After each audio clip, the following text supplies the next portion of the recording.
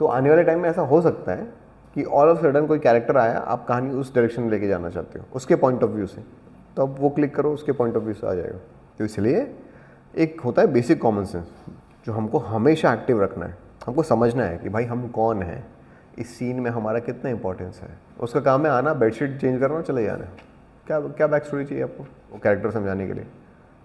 तो 1.5-2 लाख रुपए का नुकसान है उसका। और वो अंदर चला जाता है, दुकान में जाके अपने मैनेजर से बात करता है, कैश लेता है और वापस गाड़ी में बैठ के चला जाता है। ये सीन है।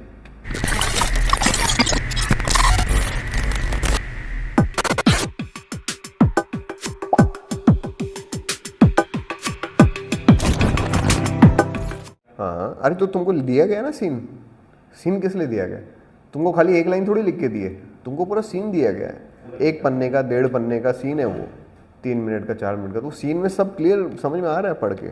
जो सीन बनाया जाता है, सीन मतलब वो सीन प्रॉपर एक सीन है जिसमें क्या हो रहा है, आपकी एंट्री कहाँ है, आप कौन हो, क्या करने के लिए आए हो, किससे बात कर रहे हो, सामने वाला आपको क्या जवाब दे रहा है, सब लिखा होगा उसमें।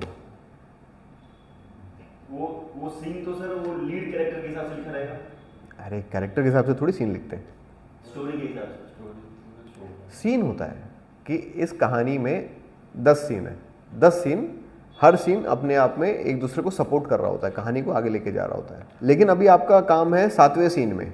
7वें सीन में एक ड्राइवर आता है, दरवाज़ा खोलता है और बोलता है मैम बैठिए, बैठा दिया और गाड़ी चला के निकल जाता है। अब उसको कहानी जानने की क्या ज़रूरत है? उसका क्या काम है पूरे स्टोरी में? उसका काम क्या है?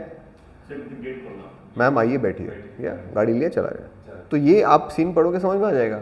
अब तुम्हारा, जैसे तुम कह रहे हो कि तुम आए और बोला कि सर सॉरी मैं लेट हो गया, कल टाइम पे आऊँगा।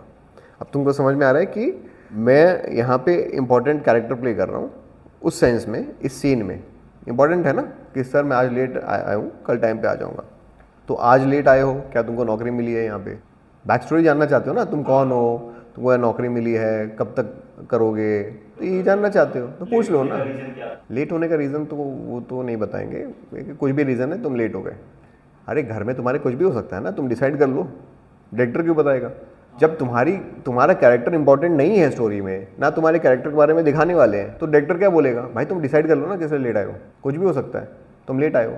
इसको कहते हैं ओवर स्मार्टनेस। एक बार आपको समझना है कि आपका कैरेक्टर क्या है, कितना इंपॉर्टेंट है। ना आपकी कैरेक्टर के बारे में बात होने वाली है स्टोरी में, ना आपकी बैक स्टोरी दिखाने वाले हैं, ना आपको इंपॉर्टेंट कैरेक्टर प्ले कर रहे हो जो स्टोरी को आगे लेके जाए।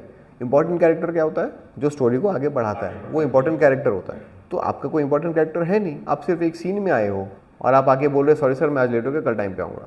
फॉर एग्जाम्पल ये सीन ऐसा है कि जो लीड कैरेक्टर है उसने एक नया शोरूम खोला है, एक नया शोरूम खोला है। सीन ऐसे ही लिखा हुआ है कि लीड आता है, दरवाज़ा खोलता है, बाहर निकलता है गाड़ी से, और जैसे ही वो आता है तो एक आदमी दौड़ता हुआ आता है उसके पास, बोलता है सॉरी सर मैं लेट हो गया, कल टाइम से आऊँगा। और वो अंदर चला जाता है, दुकान में जाके अपने मैनेजर से बात करता है, कैश लेता है और वापस गाड़ी में बैठ के चला जाता है। ये सीन है। अब तुम्हारा कैरेक्टर है, जैसे ही लीड आएगा दौड़ के जाना है, उसको बोलना है सॉरी सर मैं आज लेट हो गया, कल टाइम से आऊँगा। इसमें क्या बैक स्टोरी बताएं तुम्हें? एक आदमी है जो दुकान में काम कर रहा है, उसको काम पे लगाया है, आज पहला दिन हो सकता है, दूसरा दिन हो सकता है, वो आज लेट हो गया है, वो आके बता रहा है मालिक को सॉरी सर मैं आज लेट हो गया, कल टाइम पे आऊँगा। मालिक क्या बोलेगा? हाँ इट्स ओके इट्स ओके, चलेगा। तुम्हारा स्टोरी में कितना कंट्रीब्यूशन है, क्या कंट्रीब्यूशन है? तो अब डायरेक्टर तुम्हारे पीछे इतना टाइम क्यों वेस्ट करेगा? अब तुम डायरेक्टर को बोलोगे सर पहले नहीं, पहले मुझे बताओ सर मैं क्यों लेट हुआ। अरे भाई क्या ये, अरे हो गया लेट यार, लेट हो गया, किसी भी वजह से लेट हो गया तो लेट हो गया बस इतने। हाँ तो वो हटा देगा ऑन द स्पॉट, बोले ये हटा यार इसको, यार पकड़ रहा है हटा, नहीं ना बेटा बैठो बताता हूँ क्या। क्योंकि तुम्हारा कैरेक्टर है ही नहीं ना स्टोरी में, कंट्रीब्यूशन ही नहीं है उसका कुछ, ना सीन में कोई कंट्रीब्यूशन है। ऐसा नहीं कि तुम आके ये लाइन बोल रहे हो उससे तो वो सीन बड़ा हो जा रहा है, ऐसा भी नहीं है कुछ। बस इतना दिखाने की कोशिश कर रहे हैं कि आदमी बहुत बड़ा है जो गाड़ी से उतर रहा है, इसके पास नौकर हैं, बहुत सारे स्टाफ्स हैं। तो जैसे उतरता है एक आदमी आता है दौड़ता है, सॉरी सर मैं लेट हो गया, कल टाइम पे आऊँगा। अरे इट्स ओके चलो खत्म। तुम्हारा हिस्सा कितना है एक सीन में? इतना सही है, वो रहे ना रहे कोई फ़र्क नहीं पड़ता। ऐसे बहुत सारे कैरेक्टर्स होते हैं सीन में जो यूजलेस हैं, मतलब है तो भी ठीक है, नहीं है तो भी ठीक है। कई बार एडिटिंग में वो निकाल देते हैं, शूट तो कर लेते हैं, एडिटिंग में काट देते हैं, यार ज़रूरी नहीं है, हटाओ उसमें, टाइम नहीं है। अब वो सीन पूरा 3 मिनट का है और उसकी वजह से 3 मिनट 4 सेकंड हो रहा है, काट दो उसको, हटाओ। 3 मिनट में उनको क्लोज करना है सीन, तुम्हारा इंपॉर्टेंट कैरेक्टर नहीं, हटा दिया। अब जो सीन को काट के फेंक दिया, उस सीन के लिए वहाँ पे वो 1 घंटा लगाएगा बैठ के शूटिंग में, कितना नुकसान होगा उसका। 12 घंटे की शिफ्ट है, 15 लाख रुपए लग रहे हैं। अब वो 1 घंटा तुम्हारे पीछे लगाएगा इस सीन में वो कैरेक्टर समझाने के लिए, तो 1.5-2 लाख रुपए का नुकसान है उसका। कौन सा आदमी ऐसा करेगा? नहीं करेगा ना। तो इसलिए एक होता है बेसिक कॉमन सेंस जो हमको हमेशा एक्टिव रखना है।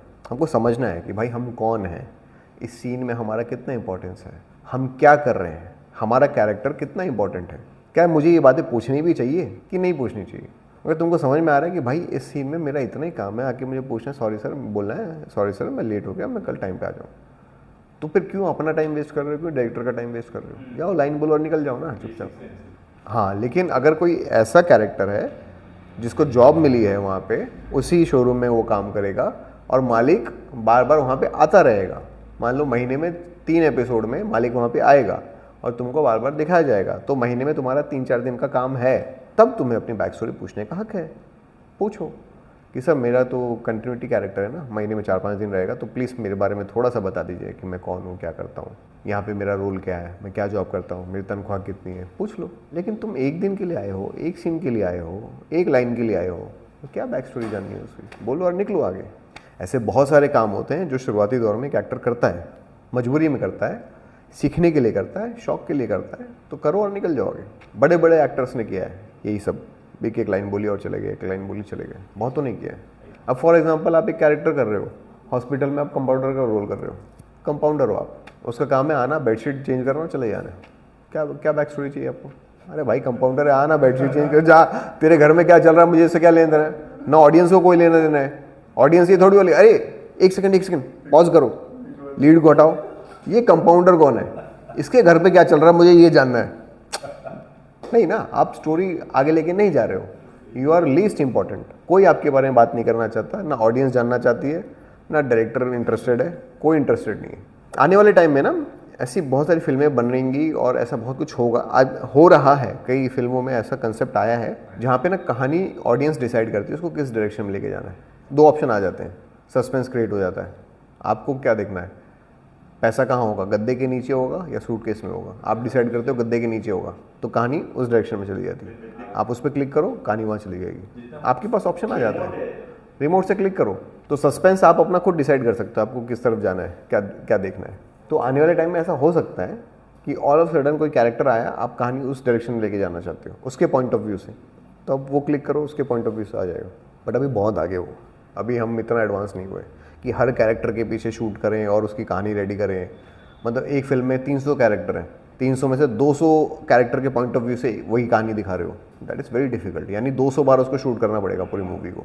पर ऐसे होगा, फॉर श्योर होगा, आने वाले टाइम में यही होगा, क्योंकि फ्यूचर यही है सिनेमा का, इतना एडवांस हो जाएगा। हाँ, कि आप किसके पॉइंट ऑफ व्यू से देखना चाहते हो। एक बिलियनर के पॉइंट ऑफ व्यू से कहानी देखना चाहते हो तो उस पर क्लिक करो, वहाँ से हो जाएगा।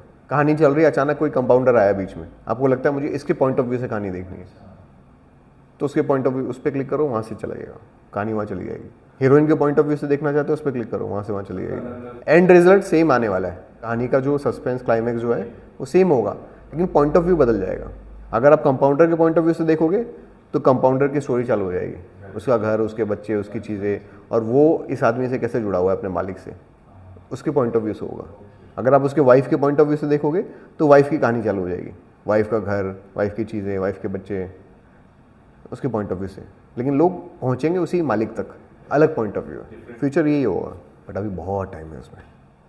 यानी एक मूवी को 50 बार, 60 बार, 100 बार शूट किया जाएगा अलग अलग पॉइंट ऑफ व्यू से, लेकिन वो अल्टीमेट होगा ना, अल्टीमेट। और एक मूवी में आप देखो, जैसे पॉइंट ऑफ व्यू चेंज होगा, लोकेशन चेंज हो जाएगा, कैरेक्टर्स चेंज हो जाएंगे, उनकी ज़िंदगी चेंज हो जाएगी, सब बदल जाएगा। यानी पूरी कंप्लीट डिफरेंट मूवी हो जाएगी वो, एक ये कंप्लीट डिफरेंट मूवी। जैसे आज आपके यहाँ पे पेट्रोल पंप पे कितने लोग काम करते हैं? 40। तो 40 लोगों की अलग 40 कहानियाँ हैं, लेकिन सब आपसे जुड़े हुए हैं, सब डेली आते हैं पेट्रोल पंप पे और काम करते हैं, सबका मालिक एक, सबकी अलग कहानी है ना कहानी, लेकिन सबकी रिपोर्टिंग एक ही जगह हो रही है। फिर किसके पॉइंट ऑफ व्यू से देखना चाहते हो?